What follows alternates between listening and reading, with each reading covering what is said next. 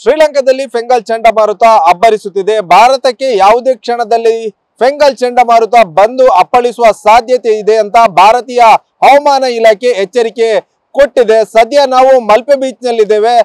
ಆ ಮಲ್ಪೆ ಬೀಚ್ ನಲ್ಲಿ ಮಾತ್ರ ಪ್ರವಾಸಿಗರ ಹುಚ್ಚಾಟ ಮಾತ್ರ ಜಾಸ್ತಿ ಆಗಿದೆ ಅಂತಾನೆ ಹೇಳ್ಬೋದು. ಯಾಕಂದ್ರೆ ಒಂದು ಕಡೆಯಲ್ಲಿ ಭಾರತೀಯ ಹವಾಮಾನ ಇಲಾಖೆ ಎಚ್ಚರಿಕೆ ಕೊಡುವಂತ ಕೆಲಸವನ್ನ ಮಾಡಿದೆ. ಏನಂದ್ರೆ ಯಾವುದೇ ಕ್ಷಣದಲ್ಲಿ ಕರಾವಳಿ ಕರ್ನಾಟಕ ಭಾಗದಲ್ಲಿ ಫೆಂಗಲ್ ಚಂಡಮಾರುತದ ಎಫೆಕ್ಟ್ ಆಗುವ ಸಾಧ್ಯತೆ ಇದೆ, ಮಳೆಯಾಗುವ ಸಾಧ್ಯತೆ ಇದೆ ಮತ್ತು ಬೃಹತ್ ಗಾತ್ರದ ಅಲೆಗಳು ಬಂದು ಅಪ್ಪಳಿಸುವ ಸಾಧ್ಯತೆ ಇದೆ ಅಂತ ಹವಾಮಾನ ಇಲಾಖೆ ಸೂಚನೆ ಕೊಟ್ಟಿದ್ರು ಕೂಡ ಪ್ರವಾಸಿಗರ ಹುಚ್ಚಾಟ ಮಾತ್ರ ಕಡಿಮೆ ಆಗಿಲ್ಲ ಅಂತಾನೆ ಹೇಳ್ಬೋದು. ಯಾವುದೇ ಕ್ಷಣದಲ್ಲಿ ಬಂದು ಈ ಒಂದು ಬೃಹತ್ ಗಾತ್ರದ ಅಲೆಗಳು ಬಂದು ಅಪ್ಪಳಿಸುವ ಸಾಧ್ಯತೆ ಇರುವಂತದ್ದು. ಆ ಒಂದು ಸಂದರ್ಭದಲ್ಲಿ ಯಾವುದೇ ಒಂದು ಅನಾಹುತ ಆದ್ರೆ ಯಾರು ಹೊಣೆ ಎಂಬುದು ಕೂಡ ಈಗ ಸದ್ಯ ಪ್ರಶ್ನೆ ಉಂಟಾಗಿರುವಂತದ್ದು. ಯಾಕಂದ್ರೆ ಇವತ್ತು ರವಿವಾರ ಸಂಡೇ ಆಗಿರೋದ್ರಿಂದ ಸಾಕಷ್ಟು ಪ್ರವಾಸಿಗರು ಬೀಚ್ಗೆ ಬರ್ತಾರೆ.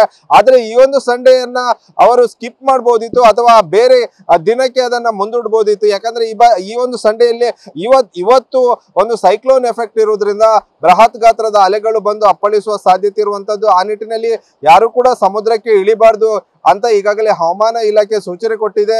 ಒಂದು ಕಡೆಯಲ್ಲಿ ಮೀನುಗಾರರು ಸಮುದ್ರಕ್ಕೆ ಇಳಿಬಾರ್ದಂತ ಸೂಚನೆ ಕೊಟ್ಟಿರುವಂತದ್ದು ಮತ್ತು ಆಳ ಸಮುದ್ರದಲ್ಲಿ ಇರುವಂತ ಬೋಟ್ಗಳು ದಡಕ್ಕೆ ಬಂದು ಬರುವಂತೆ ಕೂಡ ಸೂಚನೆ ಕೊಡುವಂತ ಕೆಲಸವನ್ನು ಕೂಡ ಈಗ ಇಲಾಖೆ ಮಾಡಿರುವಂತದ್ದು. ಆ ನಿಟ್ಟಿನಲ್ಲಿ ಈಗ ಆದ್ರೂ ಕೂಡ ಪ್ರವಾಸಿಗರ ಹುಚ್ಚಾಟ ಮಾತ್ರ ಮಲ್ಪೆ ಬೀಚಿನಲ್ಲಿ ಜಾಸ್ತಿ ಆಗಿದೆ ಅಂತಾನೆ ಹೇಳ್ಬೋದು. ಇಂದು ಮುಂಜಾನೆಯಿಂದಲೇ ಕೂಡ ಸಾಕಷ್ಟು ಪ್ರವಾಸಿಗರು ಕೂಡ ಈಗ ಬೀಚಿನ ಕಡೆ ಮುಖ ಮಾಡಿರುವಂತದ್ದು ನಾವು ಚಿತ್ರಣವನ್ನ ಗಮನಿಸಬಹುದು. ಸಾಕಷ್ಟು ಪ್ರವಾಸಿಗರು ಇಂದು ಮುಂಜಾನೆಯಿಂದಲೇ ಬೀಚಿಗೆ ಬಂದಿದ್ದಾರೆ. ಒಂದು ಕಡೆಯಲ್ಲಿ ಸೈಕ್ಲೋನ್ ಎಫೆಕ್ಟ್ ಇದೆ, ಮತ್ತೊಂದು ಕಡೆಯಲ್ಲಿ ಬೃಹತ್ ಗಾತ್ರದ ಅಲೆಗಳು ಬಂದು ಅಪ್ಪಳಿಸುವ ಸಾಧ್ಯತೆ ಇದೆ. ಆ ಒಂದು ಸಂದರ್ಭದಲ್ಲಿ ಈ ರೀತಿಯಾಗಿ ಹುಚ್ಚಾಟ ಮಾಡೋದು ಎಷ್ಟು ಸರಿ ಎಂಬುದು ಕೂಡ ಈಗ ಸದ್ಯ ಪ್ರಶ್ನೆ ಉಂಟಾಗಿರುವಂತದ್ದು. ಸಾಕಷ್ಟು ಸಂಖ್ಯೆಯಲ್ಲಿ ಪ್ರವಾಸಿಗರ ದಂಡು ಕೂಡ ಕರಾವಳಿ ಭಾಗಕ್ಕೆ ಬರ್ತಾ ಇದೆ. ಯಾಕಂದ್ರೆ ಈ ಒಂದು ಸಂದರ್ಭದಲ್ಲಿ ಅಂದ್ರೆ ಡಿಸೆಂಬರ್ ನವೆಂಬರ್ ತಿಂಗಳಲ್ಲಿ ಸಾಕಷ್ಟು ಪ್ರವಾಸಿಗರು ಬರ್ತಾರೆ. ಆದ್ರೆ ಈ ಬಾರಿ ಮಾತ್ರ ಸೈಕ್ಲೋನ್ ಎಫೆಕ್ಟ್ ಇರೋದ್ರಿಂದ ಸಮುದ್ರಕ್ಕೆ ಮೀನುಗಾರರು ಇಳಿಬಾರ್ದಂತ ಸೂಚನೆ ಕೊಟ್ಟಿದ್ದಾರೆ. ಮತ್ತೊಂದು ಕಡೆಯಲ್ಲಿ ಈಗ ಪ್ರವಾಸಿಗರು ಕೂಡ ಇಳಿಬಾರ್ದಂತ ಸೂಚನೆ ಕೊಟ್ಟಿದ್ದಾರೆ.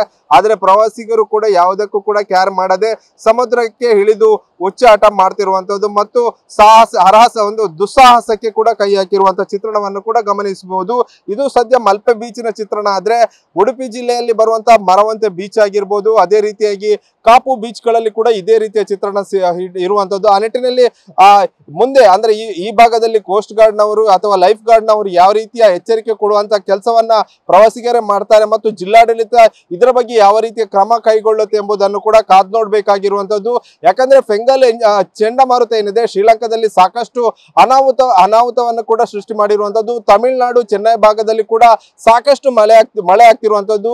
ಕರಾವಳಿ ಕರ್ನಾಟಕ ಭಾಗದಲ್ಲಿ ಕೂಡ ಮಳೆಯಾಗುವ ಸಾಧ್ಯತೆ ಇರುವಂತದ್ದು ಮತ್ತು ಸಮುದ್ರ ತೀರದಲ್ಲಿ ಬೃಹತ್ ಗಾತ್ರದ ಅಲೆಗಳು ಬಂದು ಅಪ್ಪಳಿಸುವ ಸಾಧ್ಯತೆ ಇರುವುದರಿಂದ ಯಾರು ಕೂಡ ಹರಸಾಹಸಕ್ಕೆ ಅಥವಾ ದುಸ್ಸಾಹಸಕ್ಕೆ ಕೈ ಹಾಕಬಾರ್ದಂತ ಈಗಾಗಲೇ ಇಲಾಖೆ ಸೂಚನೆ ಕೊಟ್ಟಿದ್ರು ಕೂಡ ಪ್ರವಾಸಿಗರ ಹುಚ್ಚಾಟ ಮಲ್ಪೆ ಬೀಚ್ ನಲ್ಲಿ ಜೋರಾಗಿದೆ ಅಂತಾನೆ ಹೇಳ್ಬೋದು. ಕ್ಯಾಮರಾಮನ್ ರಾಮ್ ಜೊತೆ ಪ್ರಜ್ವಲ್ ಅಮೀನ್, TV9 ಉಡುಪಿ.